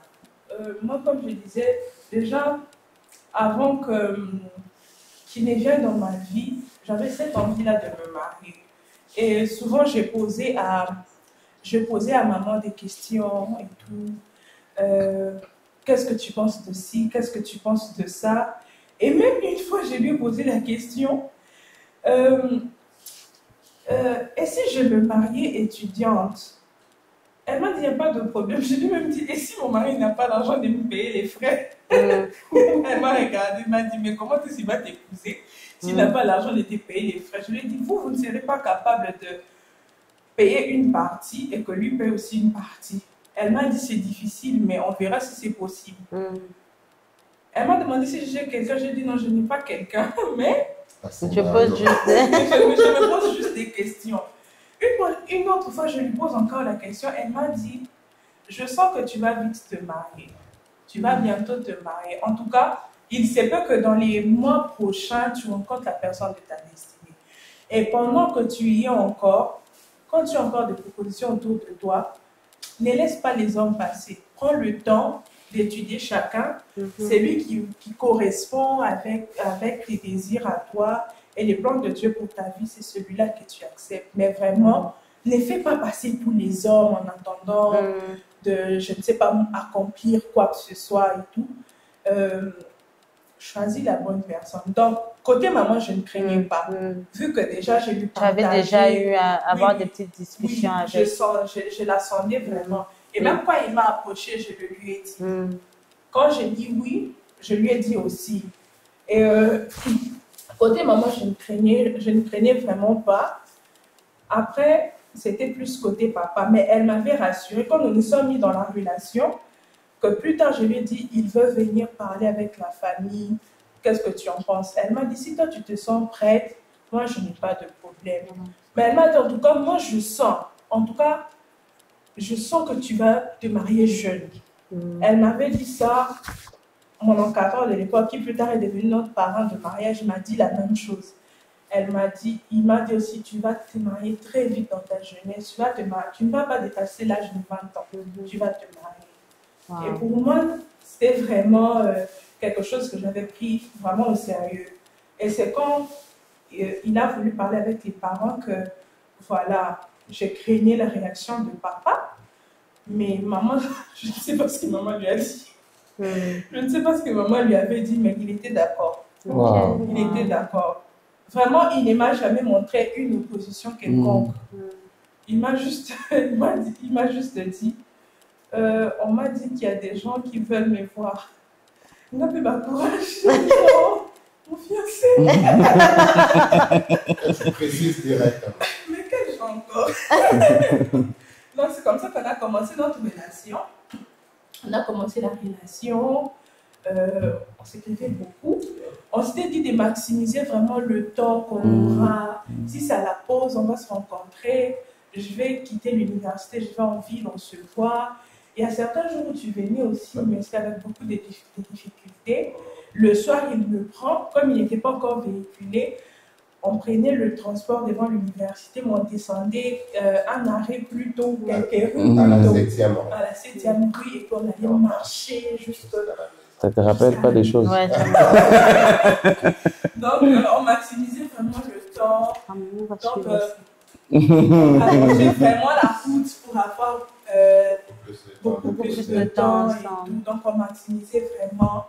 Après les cultes, c'était pareil. On se parlait aussi au téléphone beaucoup.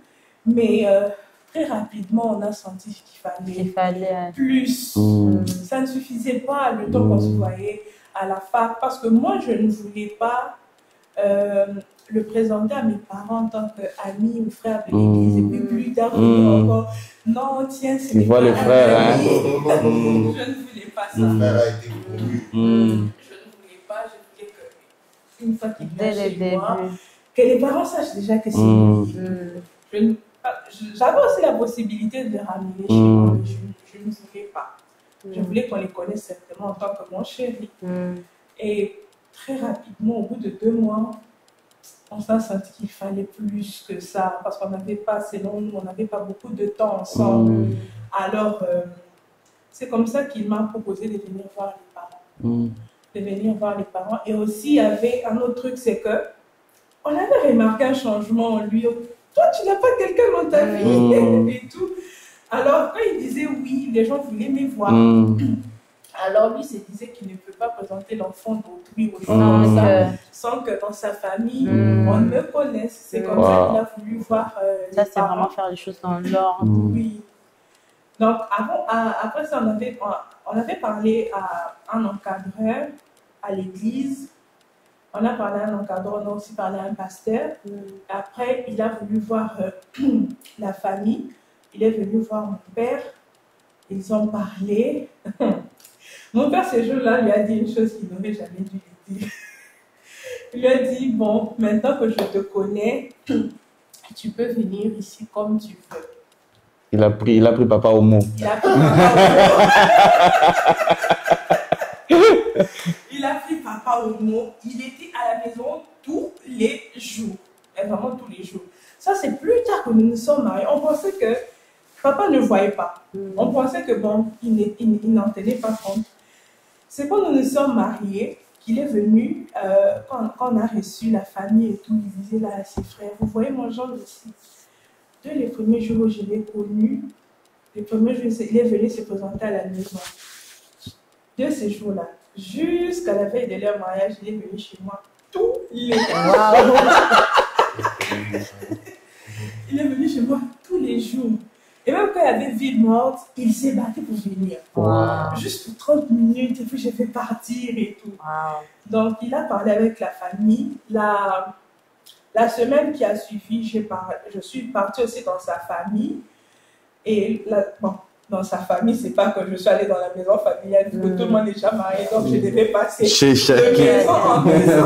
De lieu en lieu. Je devais vraiment aller de lieu en lieu. Et puis, j'ai commencé par sa grande sœur, celle qui retrouve vraiment leur maman ici. Et puis, je suis partie chez leur grand frère aîné.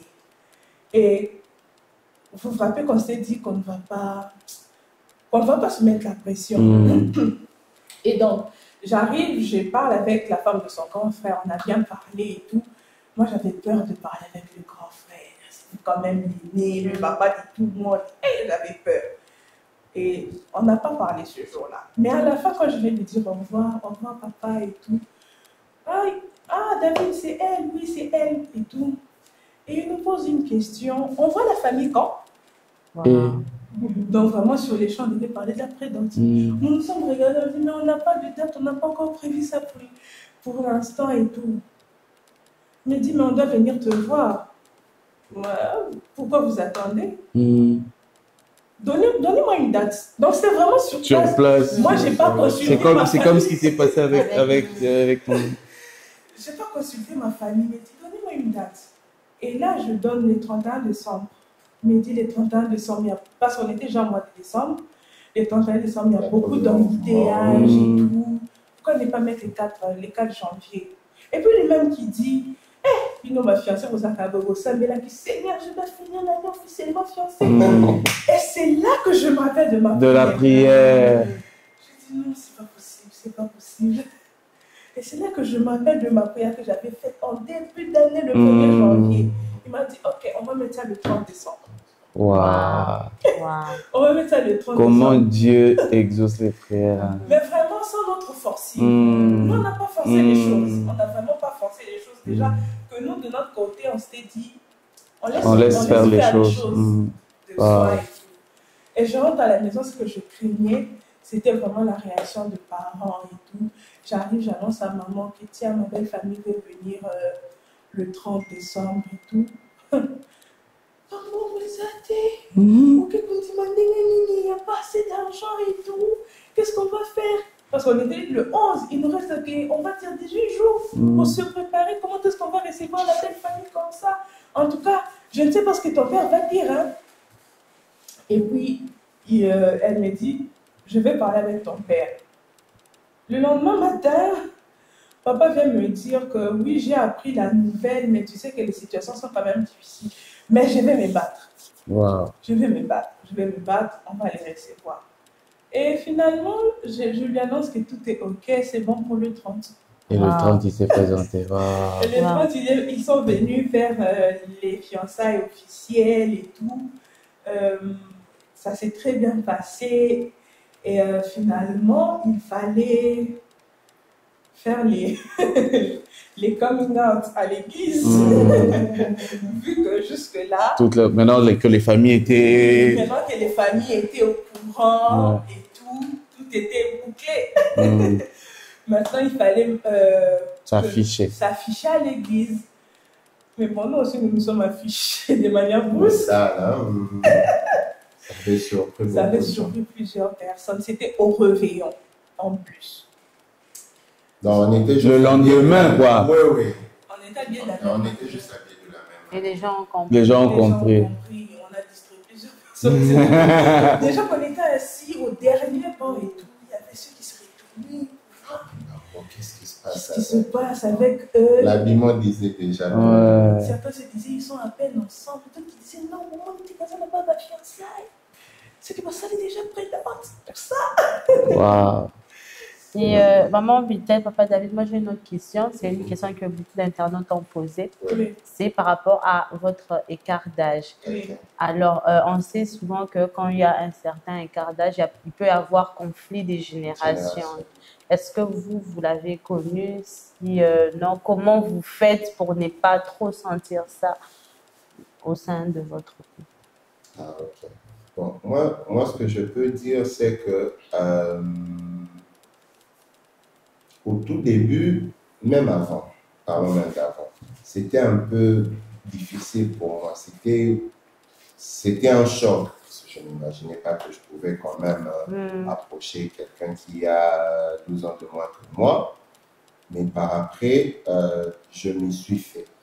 Et ce qui fait que le temps que nous passions ensemble, vraiment, nous passions beaucoup de temps ensemble. Comme elle a dit, comme proposé chaque jour, j'étais chez elle chaque jour. Ça me permettait d'être de plus en plus proche d'elle, de la comprendre dans beaucoup de choses qu'elle faisait. Au début, il y en avait quand même. Il y en avait, ça il faut le dire, il y en avait. Mais j'ai fait de mon mieux pour ne pas lui dire. J'ai fait de mon mieux pour ne pas lui montrer. Ok?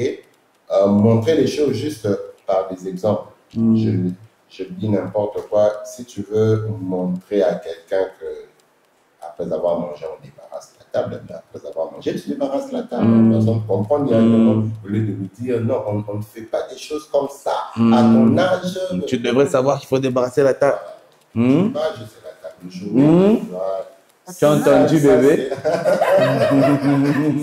Je ne vois pas de quoi tu parles. Tu peux pas voir. Non, c'est l'histoire de papa David. Ça, c'est un exemple pris de nulle part. Mais en tout cas, c'est pris de quelque part. Je ne pointe personne du doigt. Et ça m'a permis aussi une chose, c'est que j'ai quand même évité de fréquenter les gens pour qui c'était un problème. Ouais. Ça nous a permis d'avoir moins de problèmes. Parce que si vous êtes déjà unis et que vous avez moins de pression de l'extérieur, dans ma famille déjà, ce n'était pas un problème. Donc, pour les gens, genre amis, tout ça, on faisait un problème. La solution était on a fermé la... C'est clair, c'est ça. C'était un peu pour vous protéger. Oui, pour nous protéger. Parce que pour moi, elle était un cadeau. Elle est un cadeau. Donc, je mettais vraiment tous les moyens en jeu pour me rassurer qu'elle n'est pas frustrée, donc qu'elle ne sente pas ce décalage-là. Gloire à Dieu. Nous, on se disait que, en tout cas, le plus important, c'est la famille. Les personnes pour lesquelles on va se battre, c'est la famille. Les amis, c'est pas compliqué. Ça me débarrasse. Bon, pas pour toujours. Mais voilà, le temps oui, parce que c'est vrai que l'extérieur, c'est tout ce que vous laissez entrer. C'est comme une image que j'ai vue dernièrement qui disait un bateau ne coule pas à cause de l'eau qu'il y a autour, mais à cause de l'eau qui entre. Si vous laissez entrer, c'est ce que vous laissez entrer dans votre bateau qui fait couler votre navire. Wow. C'est même l'une des raisons pour lesquelles on avait pris ce petit moment-là de discrétion. C'était pour pouvoir bâtir, parce qu'on a un couple assez atypique, de l'ordinaire. J'avais à peine 18 ans, il en avait 30. Et surtout que c'était dans un milieu où tout le monde te connaissait déjà, c'était genre, la petite là. Ouais. Et vraiment, ça c'est ligne de partout. Ouais. Ça m'a vraiment coûté. Enfin, il y avait ceux qui disaient même que là, je viens à peine de me convertir, mais est-ce que j'ai réfléchi, j'ai 18 ans, est-ce que c'est pas une crise d'adolescence? Et puis il y avait ceux qui, quand tu t'absentes à 2-3 réunions, c'est voilà, depuis qu'elle s'est mise en relation, sa foi a commencé à baisser, alors que j'étais présente à l'église parce que je n'allais pas à la fac. Je venais de m'inscrire à l'université et donc je devais me concentrer un peu plus aussi à l'université et tout. C'est comme ça qu'on s'est mis en relation. Et on a officialisé, on était tout contents là, on est fiancés et tout. On recevait des félicitations des gens. Félicitations, on avait comme l'impression d'avoir fait quelque chose, mais au bout d'un mois, on réalise que là, on n'est rien, on est personne. On est toujours dans la même routine de il me prend à la maison, il me ramène. On venait faire les fiançailles, on était tout contents, mais là. Il faut qu'on aille encore à la vitesse supérieure. Et maman Bethel, ça c'était une question pour toi. Oui. Comment tu as pu concilier études, foyer, tout ça, parce que c'était nouveau pour toi. Oui. Tu étais très jeune aussi. Comment tu as pu concilier tout ça? Bon, comme je le disais au départ, c'est que moi-même j'avais la volonté d'étudier. J'avais cette volonté-là. Avant même d'avoir quelqu'un à nos côtés qui nous encourage, il faut soi-même être déterminé. Mais vraiment avoir cette volonté-là de pouvoir continuer les études ou poursuivre un autre objectif. Avant même que ton mari ne t'écoute ça, chérie fais ci, chérie fais ça, il faut avoir cette volonté-là. Et moi, j'en avais. Et ce qui m'a beaucoup aidé, c'est vraiment l'aide extérieure. Vraiment l'aide extérieure dans le sens où je devais accepter l'aide des autres. Je devais accepter l'aide des autres, accepter son aide à lui. En tout cas, il a vraiment été merveilleux. Et donc, comme je disais, que j'étais vraiment ouverte à l'aide extérieure, bien qu'au tout début, ce n'était pas facile pour moi, vu que j'avais cette pression-là de c'est mon foyer, je dois m'en occuper, je dois prendre soin moi-même, il faut que mon mari mange la nourriture préparée par moi. Et il y avait même ces jours où il a accepté, avant que je ne prenne une femme de ménage, il a accepté de prendre du thé, s'endormir, prendre du quaker et dormir. Il y avait ces jours où je rentrais. Alléluia pour tous les hommes. Il y avait ces jours où je rentrais tard après la bibliothèque, que je l'ai trouvé, il avait déjà fait la lessive. Il a déjà fait la lessive, il a repassé, nettoyé la salle de bain. Il a c'est l'histoire de Papa David. Oui, je sais. Il a déjà préparé le riz, maintenant que je prépare la viande et tout. Et moi, quand je vais revenir, je vais faire la maison, vu qu'il n'est pas fort de ce côté-là. Je vais faire la maison et tout. Et donc, il a été formidable de ce côté-là. Moi, j'ai finalement repoussé cette pression-là selon laquelle tout doit être fait par moi pour que je sois une épouse parfaite. Parce qu'après, avec tous les conseils qu'on reçoit quand même des aînés, tu as comme l'impression qu'elles sont des superwomen, elles savent s'occuper de tout, elles font tout au même moment. Et lui, il m'a dit, moi, ça ne me dérange pas. Tant qu'on poursuit un objectif clair, c'est pour ton bien, on va le faire. Et j'ai pu le faire. Et je crois qu'à chaque année académique, j'avais une responsabilité qui s'ajoutait. En L1, il y a eu une entreprise qui s'est ajoutée. J'ai commencé le business. En L2, il y a eu les ministères sur les réseaux sociaux par lesquels on a rencontré les Védosos qui a commencé. Et donc, dans tout cela, il m'a toujours aidé, même à faire les livraisons. Quand je n'arrivais pas à les livrer et tout, il venait le faire. Et même merci à toutes les clientes qui sont venues chercher leurs commandes pendant que je faisais les examens dans la salle d'examen et tout. Je suis venue signaler à la surveillance que vous cherchez madame Intel, on va m'appeler, je vais vous donner notre commande. Donc, en tout cas, gloire à Dieu. En tout cas, merci beaucoup d'avoir accepté de partager cette histoire avec nous. Votre histoire est pleine de, de rebondissements, de leçons et tout ça. Et même tout à l'heure, quand vous avez dit que tous les jours, Papa David était en train de venir à la maison, alors qu'il avait un chez lui, mais pour se protéger, il a accepté de venir à la maison pour éviter de déroger aux règles que vous vous étiez fixées. Et ça, c'est vraiment un point très important. On espère. Vraiment, protégez-vous autant que vous le pouvez. Protégez-vous parce que Dieu honore ceux qui l'honorent.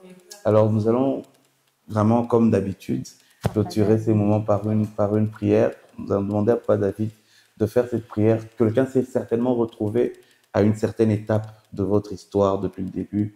Recommandez-leur à la grâce du Seigneur et que le Seigneur puisse aider, la manière dont le Saint-Esprit va vous conduire. Bénissez chacun de ceux qui vont nous suivre. Seigneur, nous te disons merci pour cette émission. Notre prière, éternel Dieu, est que tu bénisses tous les couples ou bien les individus qui ont suivi cette émission, qui seront touchés d'une manière ou d'une autre. Éternel, qu'ils trouvent des réponses aux questions, qu'ils trouvent, éternel Dieu des armées, ce pourquoi tu as permis qu'ils suivent cette émission, dans le nom puissant de Jésus. Seigneur Dieu, que ceux qui étaient peut-être sur le point de se relâcher, éternel Dieu, réconcilie-le. Ceux qui manquaient de moyens, tu donnes les moyens, éternel, selon leur entendement, dans le nom puissant de Jésus. Nous bénissons cette émission, nous bénissons particulièrement le couple Vedoso au nom de Jésus-Christ. Amen. Amen. Merci de nous avoir suivis. C'était Il était une fois. À la prochaine, n'oubliez pas de vous abonner, de cliquer sur la cloche et à très vite.